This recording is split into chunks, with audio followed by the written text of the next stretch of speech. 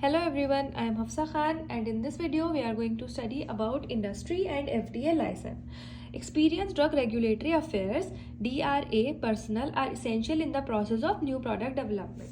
जब हम new product development करते हैं तो उसका जो प्रोसेस होता है उसमें हमें एक्सपीरियंस DRA के लोग जो है वो चाहिए रहते हैं.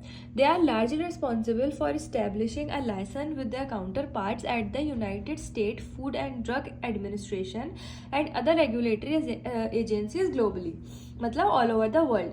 FDA is one of our nation's oldest consumer protection agency dating back to 1862. मतलब जो हमारा FDA है ये वर्थ इट है और अपनी पोजीशन मेंटेन किया हुआ है सिंस 1862. तो अब आप खुद सोच लें कि कितनी पुरानी एजेंसी है जो एक बहुत इंपॉर्टेंट रोल प्ले कर रही है टिल नाउ.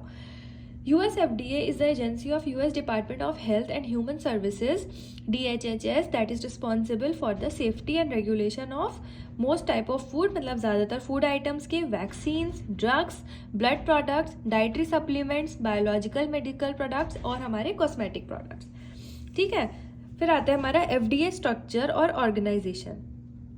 इसमें हम देखते हैं फूड एंड ड्रग एडमिनिस्ट्रेशन. यह है हमारा centre for the veterinary devices, centre for मतलब एनिमल्स के लिए जो हम प्रोडक्ट्स यूज़ करते हैं.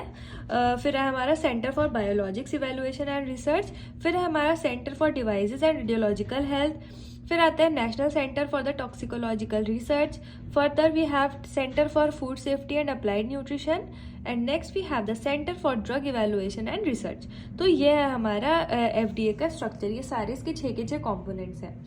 Now let's see the FDA composition. इसमें हम देखते हैं FDA consist of employees drawn from a wealth of science and public health professionals, biologists, physicians, chemists, biomedical engineers, toxicologists, pharmacologists, veterinarians and specialists in the public health, education and communication. इन सब का हमारा रहता है इसमें involvement. FDA employs approximately 11,516 people who work in locations all around the United States. FDA guidance और documents और guidelines. अब इसमें आता है हमारा regulatory professional must be aware of the guidance documents that FDA has made available to assist industry to understand expectation regarding drug development and the process approval. The website providing the complete list of FDA guidance is updated almost daily. ठीक है, daily ही लगभग update होती है हमारी जो उसकी list है. FDA and sponsor license is an art that is developed over the years of experience gained from the understanding regulations, guidelines and recommendation from regulatory experts. It is important that regulatory personnel attend meetings, conferences and courses of all aspects of regulatory issues on the process of new product development. A knowledge of how global regulatory agencies operate is essential to success of the DRA department.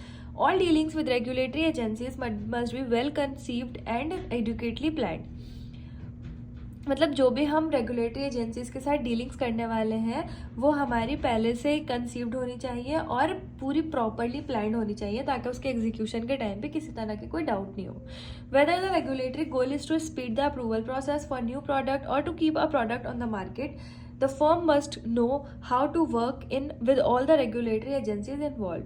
ठीक है, अब हमारा जो भी गोल हो, हमारे गोल से हटकर हमें लेकिन ये पता होना चाहिए कि हम कौन सी रेगुलेटरी एजेंसी के साथ किस तरह से किस डायनामिक पर वर्क करने वाले हैं.